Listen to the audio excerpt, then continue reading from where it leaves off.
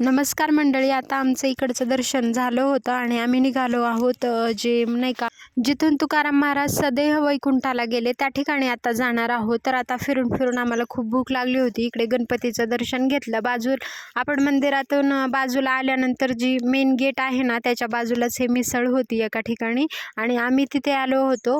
तर इथे बघू शकता मुख्य दरवाजा. इथून आतमध्ये प्रवेश केल्यानंतर आपण आतमध्ये आल्यावर एक छोटंसं असं हॉटेल आहे आणि इथे ना खूप सुंदर अशी खूप छान मिसळ भेटते आणि आम्ही इथे बसलो होतो. आमची ऑर्डर दिली थोडा वेळ आणि कारण दर्शन घेऊन खूप म्हणजे इकडे प्रसाद वगैरे आम्ही काहीच खाल्ला नव्हतो. तोपर्यंत आमची ऑर्डर आली होती. मिसळपाव ऑर्डर केला होता. तरी इथे खूप छान टेस्टी मिसळपाव भेटतो. मी आणि माझी मैत्रीण आम्ही आलो होतो. मी आणि राठोडताई आम्ही सोबतच आलेलो.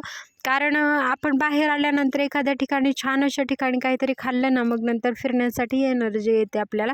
थोडा वेळ मग खाल्ल्यानंतर पुढे दर्शनासाठी निघालो. चालतच निघालो होतो कारण आपण जिथून आधीच्या मंदिरापासून जातो ना तर इकडे येण्यासाठी आपल्याला प्रत्येक म्हणजे सदेह वैकुंठाला गेले होते तुकाराम महाराज. इथे तो वृक्ष पण आहे आणि त्या वृक्षाच्या इकडे आम्हाला दर्शनासाठी जायचं होतं. इकडे खूप छान असं मंदिरसुद्धा आहे आणि आम्ही इथं आलो. पुढे आल्यानंतर ना खूप असं ऊन होतं आणि ते काकांना बर्फाचे गोळे बनवत होते, ते आईस्क्रीम वगैरे. तर मग मी त्यांना सांगितलं की एक आईस्क्रीम द्या म्हणून. तर बघा बर्फाचा गोळा असं त्यांनी बनवायला घेतला. आता हे कलर वगैरे असतात त्यामुळे कधी कधी मला ॲलर्जी होते. त्यामुळे मग मी आज खूप दिवसानंतर म्हणण्यापेक्षा खूप वर्षानंतर मी हे आईस्क्रीम खाण्यासाठी म्हटलं की बघूयात तरी. आणि मग नंतर काकांना हे बनवायला सांगितलं. काकांनी खूप सुंदर असं मग तो आईस्क्रीमचा बर्फाचा गोळा बनवून दिला आणि खूप टेस्ट त्याची छान होती आणि खट्टा मिठामध्ये मी फ्लेवर त्यांचं सांगितलं होतं. बाहेर आल्यानंतर आपल्याला अशाच वस्तू कधीतरी आठवड्यातून एखाद्या वेळी बाहेर येत असतो आम्ही. खूप दिवसानंतर यायला भेटतं त्यामुळे मग छान वाटतं बाहेर आल्यानंतर असं काहीतरी. आणि आज तर देहूला येण्याची ना खूप इच्छा होती त्यामुळे दर्शनाचा योग अचानक छान वाटलं. मग काकांनी बघा खट्टा मिठावरती लिंबू वगैरे असं छान बर्फाच्या गोळ्यावरती दिला आणि याची टेस्ट ना खूप सुंदर असते. तुम्हीसुद्धा एकदा खाऊन बघा, तुम्हाला खूप आपल्या लहानपणीची आठवण येईल. मग नंतर आईस्क्रीम खाऊन आम्ही आलो होतो पुढे. इथे आल्यानंतर बघा असं एक खूप सुंदर छान असं वृक्ष म्हणजे वृक्ष आहे ते कशाचं आहे मला नाव नाही माहिती त्याचं. तर मग पुढे आल्यानंतर ना असं एक बाजूला मंदिर आहे. तर आपण आता मंदिराकडे जाणार आहोत दर्शनासाठी. तर मी तुम्हाला दाखवते. मग आम्ही आलो होतो इकडे.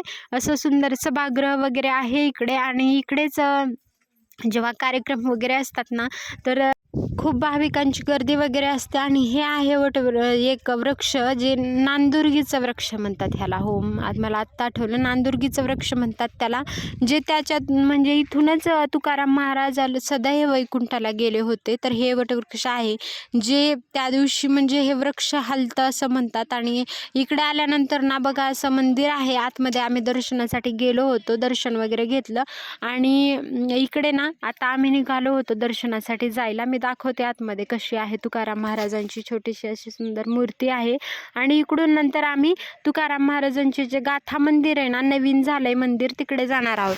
बघा इकडे भाविक भक्तगण अशा प्रकारे दर्शनासाठी येत होते. असं छोटंसंच मंदिर आहे आणि इथे आल्यानंतर ना खूप शांत आणि प्रसन्न वेगळंच वातावरण वाटत होतं.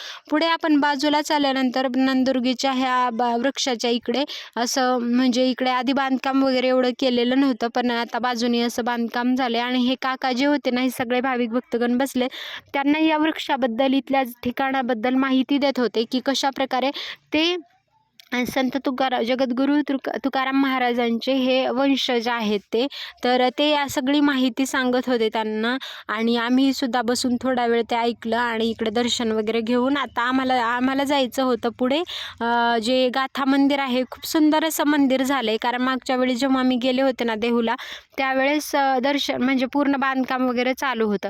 मग तोपर्यंत काकांनी सगळं सांगून वगैरे झालं होतं. आम्ही थोडा वेळ ते ऐकलं. मग नंतर आम्ही तिकडे जाण्यासाठी निघालो होतो. बघा हे वृक्ष किती मोठं आहे आणि खूप जुनं वृक्ष आहे. म्हणजे आपले तुकाराम महाराज जेव्हा जगद्गुरू होते ना, तर तेव्हा ते इकडे यायचे साधनेसाठी वगैरे यायला आणि इकडे भंडारा माळावर सुद्धा ते जायचे.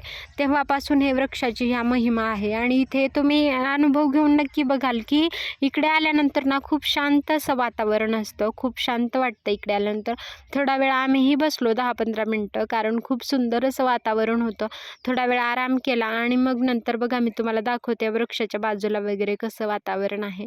खूप सुंदर वाटतं. खूप भाविक भक्तगण बसले होते आणि नंतर निघालो गाथा मंदिराकडे जाण्यासाठी. तर गाथा मंदिराकडे जाण्यासाठी तिथून 10-20 रुपये असं तिकीट घेतात रिक्षाला आणि खूप रिक्षा भरपूर असतात तिकडे सोडण्यासाठी आपल्याला.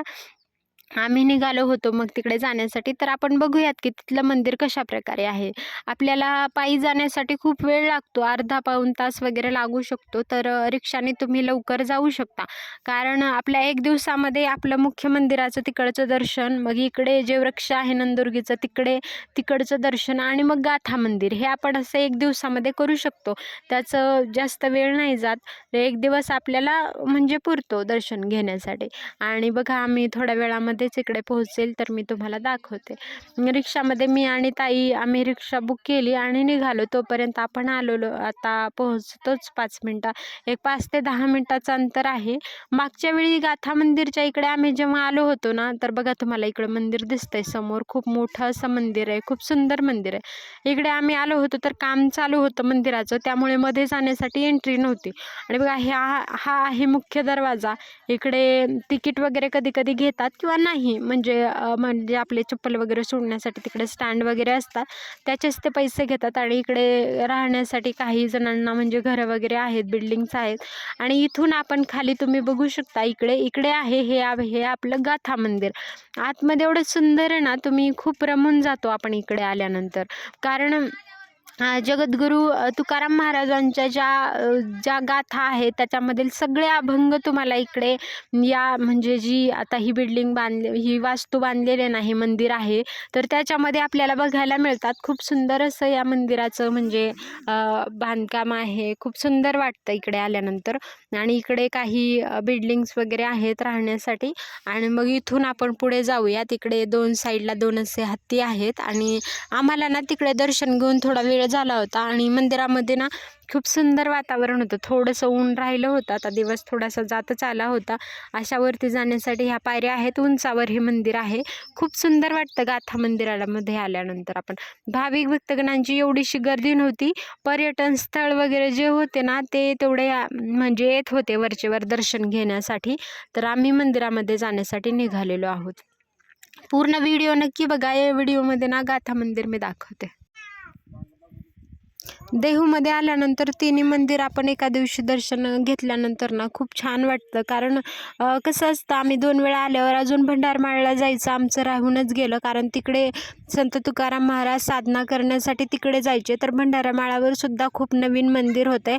आणि ते मंदिर ना राम मंदिरासाठी जिथून ते दगड वगैरे वास्तूसाठी जे आलेले आहेत ना, तिथूनच ते आणून मंदिर बांधण्यात येते. तर तिथला व्हिडिओ मी पुढे टाकण्याचा नक्कीच प्रयत्न करते. तर वरती आल्यानंतर बघा असं मोठं असं वरती अशी खूप मोठी जागा आहे आणि मोठं असं मोकळं असं मंदिर आहे. आणि आतमध्ये आपण जाऊ ना तर तुम्ही पुढे बघू, तुम्हाला दिसत असेल की संत तुकाराम महाराजांची मोठी अशी मूर्ती आहे बघा, ही अशी.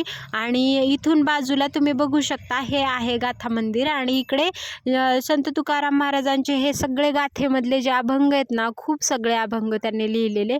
तर ते अभंग सगळे, ही बिल्डिंग आपल्याला 2 मजली 2-3 मजली असे गाथाचे आपल्याला भजन हे लिहिलेले प्रत्येक असं भिंतीवरती आहेत. तर कसं वाटला व्हिडिओ तुम्ही नक्कीच सांगा. आणि असेच नवनवीन व्हिडिओ माझे पाहत राहा.